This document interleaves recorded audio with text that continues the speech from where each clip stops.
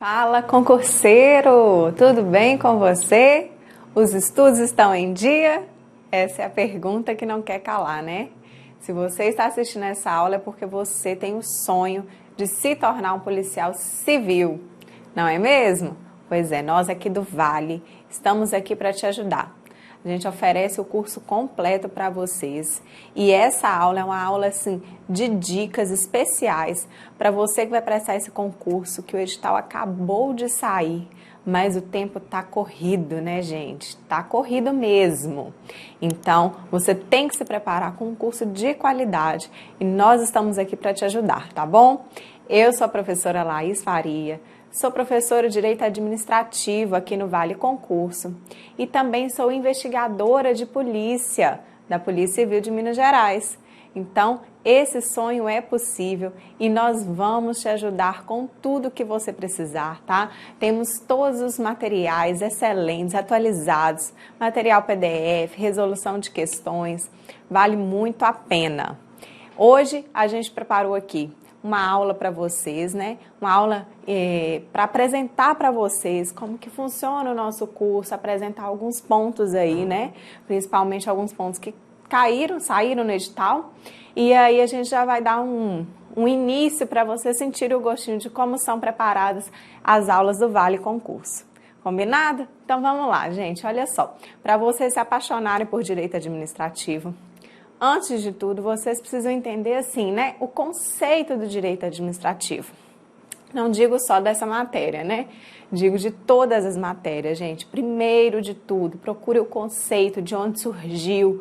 Vocês precisam entender a origem para entender todo o desenrolar daquela matéria, daquele conteúdo. Se vocês pulam essa etapa principal, né, esse início de tudo, as coisas ficam muito mais difíceis de compreender. E eu sei, tá, que direito administrativo não é a matéria que vocês mais gostam de estudar, mas eu tô aqui para mudar um pouquinho essa ideia e a gente vai tentar passar aí uma aula bem dinâmica, bem interativa com vocês, tá? Vocês vão gostar. Então vamos lá, qual que é o conceito, pessoal, de direito administrativo? Esse conceito já foi modificado aí pela doutrina várias vezes ao longo dos anos, desde que surgiu o direito administrativo, tá bom? Mas hoje a gente tem o seguinte conceito, olha só, até coloquei aqui para você já. É o ramo do direito público, pessoal. Muito importante isso. É direito público que a gente estuda aqui, tá bom? Que estuda o que mais? Pessoas jurídicas, órgãos públicos, agentes públicos, que exercem função administrativa. Então, em virtude disso, o critério adotado aí para definir o conceito do direito administrativo é chamado de critério da administração pública, tá? Por conta disso, que exercem todas essas pessoas, órgãos, agentes, exercem a função administrativa. Então, nosso ponto-chave aqui é essa função, gente. Essa função administrativa é a gestão pública, né? É a função exercida tipicamente pelo Poder Executivo. Lembra aquelas funções típicas dos poderes e as funções atípicas? Então, a função administrativa é a função típica exercida pelo Poder Executivo e exercida atipicamente pelos outros poderes também, tá bom? Ao longo desses anos, vários critérios foram utilizados, tá? Teve o critério lá das relações jurídicas, critério do serviço público, mas chegou à conclusão de que precisava de algo a mais, né? Aquele conceito de direito administrativo não estava completo. Então, esse aqui, atualmente, é o mais aceito aí por todos os doutrinadores do nosso direito administrativo e é o que cai em prova também, tá bom? E aí, gente, vamos falar sobre o que mais nessa aula, assim, para dar início. O que vocês mais precisam saber desse direito administrativo para vocês pegarem, né? Tudo mesmo. Princípios, pessoal. Olha, princípios é algo muito importante na matéria de direito administrativo. Tem princípio demais e cai com tudo em prova de concurso, os princípios, tá? Tenho certeza que você que está estudando há mais tempo aí sabe disso. toda prova que vocês pegam para fazer, se você tem o costume de resolver questões de provas anteriores, o que eu indico também, tá? Sempre tem uma questãozinha de princípio lá nessa prova. E olha só, gente, antes da gente iniciar mesmo a falar dos princípios, vou falar para vocês que tem 2 princípios, que são os princípios, assim, digo, basilares do direito administrativo. Quais são esses 2 princípios, gente? É a supremacia do interesse público sobre o privado e a indisponibilidade do interesse público. O que dizem esses 2 princípios? A supremacia do interesse público sobre o privado é uma prerrogativa, né? São alguns direitos, algumas funções que a administração pública possui, né, em superioridade ao particular. Porque se eu sou administração pública, eu preciso ter alguma prerrogativa em relação ao particular. Então é isso, são algumas garantias que o Estado oferece para a administração pública que o particular não tem, ok? E o outro, a indisponibilidade do interesse público, significa que o servidor, a administração pública, ele não pode dispor, né, do interesse público. São alguns limites. Então, tudo que eu vou fazer na administração pública, eu preciso prezar pela coletividade. E eu tenho alguns limites que eu não posso passar. Já o particular não tem. É a mesma coisa. Lá na supremacia eu tenho algumas garantias que o particular não tem. Mas aqui também eu tenho alguns limites que a administração precisa ter, que ela não pode fazer tudo que ela bem entender, né? Porque senão o particular ficaria muito desigual nessa relação. Mas possui sim alguns limites. Quer um exemplo? A administração pública em um setor dentro da prefeitura, por exemplo. As mesas da prefeitura estão acabadas. A prefeitura quer comprar mesas novas. A prefeitura pode ir na primeira loja e comprar mesas novas para repartição? Não pode. Por quê? Porque há um certo limite. Para a prefeitura fazer isso, ela deve fazer uma licitação. Entenderam? Então, não é da mesma forma que um particular age. O particular, se ele quiser comprar uma mesa, ele pode ir na loja que ele quiser e comprar a mesa que ele quiser, do preço que ele quiser, sem problema algum. Já a administração pública, não. Tem alguns certos caminhos que ele deve passar para poder conseguir comprar aquele bem para a prefeitura, no caso, né, do exemplo que eu dei aqui para vocês. E aí, pessoal, esses 2 princípios são chamados pela doutrina como pedras de toque. Já caiu em prova desse jeito. Quais são os 2 princípios conhecidos como pedras de toque? São esses 2 que a gente acabou de falar aqui, tá? E seguindo nessa linha de raciocínio aí, quais são aqueles princípios, né, expressos na Constituição Federal que despenca em prova, principalmente aí no direito administrativo, né, gente? São aqueles princípios que estão explicitamente descritos lá no artigo 37 da Constituição Federal, tá? Então, quais são eles? Esses é para vocês saberem assim, de cor. Estão lembrados desse mnemônico aqui? Então, nós temos o primeiro princípio, princípio da legalidade. Depois, nós temos o princípio da impessoalidade. Princípio da moralidade. Princípio da publicidade. E o princípio da eficiência. O que o examinador às vezes faz, pessoal? Trocam. Tem muito princípio no direito administrativo. A gente vai passar por alguns aqui para vocês verem. Mas esses aqui, eles são expressos, são chamados de princípios expressos, tá? A diferença é essa, eles estão lá explicitamente na nossa Constituição Federal. Então, por isso, eles aparecem mais, são mais importantes, têm esse nome diferente. Os outros são chamados de princípios implícitos ou princípios reconhecidos, tá bom? Então, a nomenclatura muda também, mas todos são princípios, nenhum é maior que o outro, nenhum tem um peso maior do que o outro na hora de aplicar. Tudo tá ali no mesmo patamar, tá? Princípio da legalidade no direito administrativo, ele quer dizer o quê? Que o direito administrativo, o servidor, né, o órgão público, o agente público, ele deve agir conforme a lei.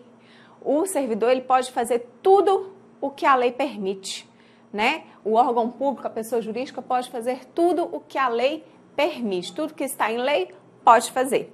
É diferente lá no direito penal que vocês estudam, né?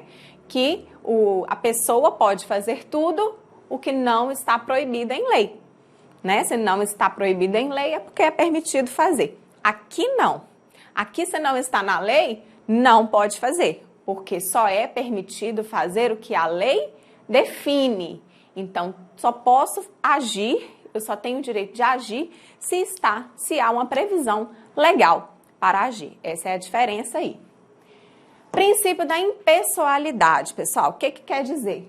Que a administração pública deve atuar de maneira impessoal, tá? Sempre buscando atingir o interesse público. E não o quê, gente? E não o meu interesse privado, não o meu interesse particular. Eu sempre devo agir pensando na coletividade, ok? Princípio da moralidade é aquele que a administração pública deve agir de maneira proba, ética, né? Dentro dos costumes, da boa-fé. Então, é aquele que traduz a ética da administração pública. Um exemplo aqui, né, que não pode ocorrer na administração pública é o nepotismo, que é a contratação de familiares, né, tem um certo grau de parentesco, você não pode, porque isso configura nepotismo. Eu devo ser imparcial, eu devo agir de maneira ética, com boa fé. Então, o nepotismo entra aqui, nesse princípio da moralidade. Temos o princípio da publicidade. O que significa? Que a administração pública deve ser transparente. Todos os atos da administração pública devem ser publicados, devem ser divulgados. A população deve ter acesso a todos os atos da administração pública. E como que isso é possível, professora? Bom, a administração pública deve procurar um meio de divulgar, né? Porque precisa ser transparente, precisa mostrar mesmo para a coletividade. Uma maneira que a administração pública geralmente faz isso é através de publicações no Diário Oficial ou no Portal da Transparência, alguns sites próprios para a administração pública divulgar tudo o que ela faz. E, por fim, o último princípio aí é o princípio da eficiência. Esse princípio, pessoal, ele foi incluído pela emenda constitucional, tá? Em 98, mas ele já era um princípio reconhecido. Ele só não estava no artigo 37, não estava explícito, mas desde 98 ele já está. Beleza? Esse detalhezinho importante já caiu em prova também, falando que ele não é um princípio explícito, ele não era, tá bom? Mas desde 1998 ele passou a integrar o rol dos princípios explícitos. Ele quer dizer o quê? Que a administração pública busca uma administração gerencial, busca uma administração de resultados, eu quero eficiência, eu quero celeridade, então eu tenho que agir buscando essa eficiência dentro da administração pública para realizar um bom serviço para toda a população, certo? E aí, gente, vamos falar de alguns aqui por alto, tá? De alguns princípios implícitos, só para vocês terem uma noçãozinha. Temos o princípio da motivação. O que significa? Que a administração pública ela deve motivar todos os seus atos, deve lá escrever quais foram os pressupostos de fato e de direito que levaram à edição de um ato. Temos o princípio da segurança jurídica, temos o princípio da proporcionalidade, da razoabilidade, que tem outros ramos do direito também, né? Aqui dentro, como que funciona no direito administrativo? É para colocar um certo limite, né, na administração pública. A administração pública ela deve agir com proporcionalidade e razoabilidade. No momento em que for aplicar algumas sanções, né, deve agir dentro dos limites, tá? Então é isso que significa dentro do direito administrativo. Temos o princípio da ampla defesa e do contraditório. O que deve ser aplicado em todos os processos administrativos, tá bom? Temos o princípio da autotutela, que é um dos princípios mais famosos aí, creio eu, né? Nos princípios implícitos, que eu acho que todo mundo que começa a estudar direito administrativo já ouviu falar. O princípio da autotutela é aquele que a administração pública, ela mesma pode anular ou revogar os seus próprios atos, estão lembrados? Posso anular o ato, posso não, devo, né? A administração pública deve anular seus atos quando eles forem ilegais e pode revogar por questões de mérito. Então, isso aí se traduz no princípio da autotutela. Temos o princípio da continuidade do serviço público, que quer dizer que o serviço público ele deve ser prestado de forma contínua. Ele não pode ser interrompido, porque o serviço público ele é prestado para toda uma população, né? Então, como que eu deixo de prestar aquele serviço público em algum momento? Então, o princípio da continuidade do serviço público significa que a administração pública não pode parar a prestação de serviço público. Tem exceção? Temos exceções, claro, mas em regra, a administração pública deve prestar os seus serviços de maneira contínua. Fechamos? Então, a gente vai falar um pouquinho de um outro tema muito importante no direito administrativo, que é o seguinte, pessoal. Vamos falar um pouquinho da administração pública direta e administração pública indireta. Vocês sabem quem que faz parte da administração pública direta e indireta? Vamos lá, vamos relembrar que eu acho que vocês sabem sim, só não podem estar lembrando agora, mas vão lembrar. Olha só, União, Estados, Distrito Federal e municípios. São chamados o quê, gente? São conhecidos também como os entes federativos, né? Então, são esses, União, Estados, Distrito Federal e municípios. São os integrantes da administração pública direta. As entidades que compõem a administração pública indireta, pessoal, olha só, são as autarquias, que mais? Empresas públicas, sociedades de economia mista, temos mais uma, estão lembrados aí? Fundações. Pessoal, olha só, uma dica, a administração pública indireta, ela surge da descentralização, tá? Descentralização. Então, é quando a administração pública direta cria uma pessoa jurídica e transfere lá alguns serviços, algumas atividades que surge a administração pública indireta. E aí pode ser autarquias, empresas públicas, sociedades de economia mista ou fundações. Essas entidades, então, que fazem parte da administração pública indireta, correto? E aí a gente vai passar por cada uma para a gente ver aqui a diferença entre elas, gente. Olha só, as autarquias, elas são pessoas jurídicas de direito público, ok? E as demais, professora? As demais são pessoas jurídicas de direito privado, olha só. Aqui a gente já encontra uma grande diferença entre elas. Enquanto a autarquia é uma pessoa jurídica de direito público, as demais são pessoas jurídicas de direito privado. Com uma ressalva aí nessa questão, olha só. As fundações, presta atenção, as fundações, elas também podem ser pessoas jurídicas de direito público. Como assim, professora? Quem vai decidir isso é o ente criador. Se o ente, quando for criar a fundação, desejar que ela seja uma pessoa jurídica de direito público, assim ela vai ser criada. Mas se ela quiser criar como uma pessoa jurídica de direito privado, também é aceito, tá? É no momento da sua criação que o ente diz se ela vai ser de direito público ou de direito privado. Tranquilo? E aí, gente, pelo princípio da reserva legal que a gente tem no direito administrativo, a gente tem uma certa diferença aí para agir em relação com as pessoas jurídicas de direito público e com as pessoas jurídicas de direito privado. A autarquia, ela deve ser o quê? Olha só que interessante. A autarquia, ela é criada por lei.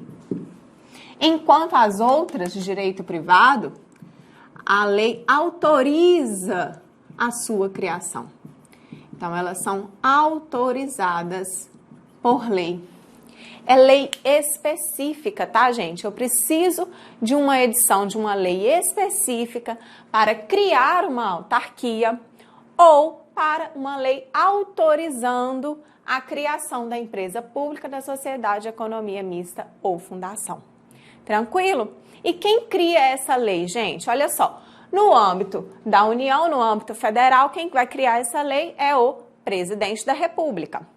No âmbito estadual, quem cria? Governador do estado. E no âmbito municipal, quem vai criar essa lei é o prefeito. Tranquilo até aqui? Olha só, gente, nós temos algumas espécies de autarquias.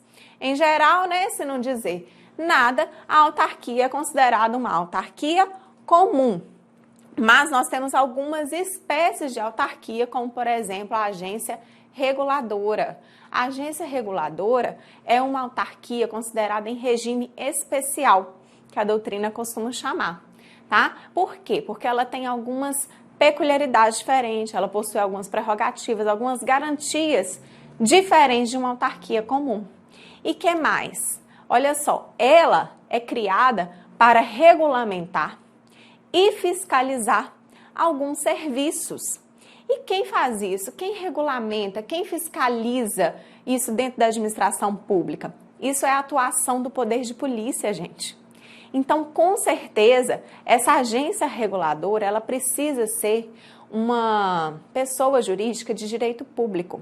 Porque apenas uma pessoa jurídica de direito público pode exercer o poder de polícia pleno, né? De regulamentar. Quem pode regulamentar é apenas a pessoa jurídica de direito público, tá bom? Então, essa agência reguladora, um exemplo, a Anatel. A Anatel, ela foi criada para regulamentar e fiscalizar os serviços de telecomunicações. Então, ela exerce o poder de polícia, tá bom? E aí, qual que é o outro tipo de autarquia que nós temos? Nós temos chamadas as agências executivas, pessoal. O que é a agência executiva?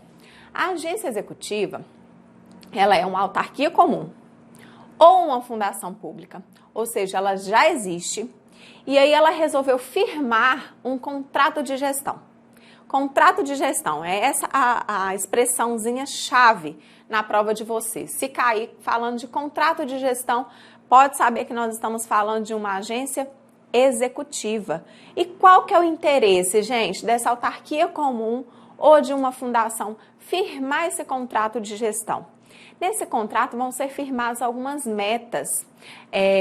A autarquia que firmar esse contrato de gestão, ela ganha algumas garantias a mais, tá? Então, no período que ela firmar esse contrato de gestão, é por um prazo determinado. Durante esse prazo, ela vai ser considerada uma agência executiva, tá bom? Terminando esse prazo, ela volta a ser uma autarquia comum, tá bom? E a última autarquia, a última espécie de autarquia, são as autarquias profissionais ou as autarquias corporativas. Quem que encaixa aqui, professora? Eu não faço ideia. Faz sim. Você sabe muito bem quem que encaixa aqui. São os conselhos de profissão. É, por exemplo, CRM, né, o Conselho Regional de Medicina, é o CREA, que é o Conselho de Profissão da Engenharia. São esses conselhos de profissão que vão integrar aqui as autarquias profissionais. É a nossa última espécie de autarquia. E aí, gente, olha só, vou falar para vocês de empresa pública e sociedade de economia mista. O que acontece? Essa aqui, já vou passar uma dica. Se cair na provinha de vocês com esse seguinte nome,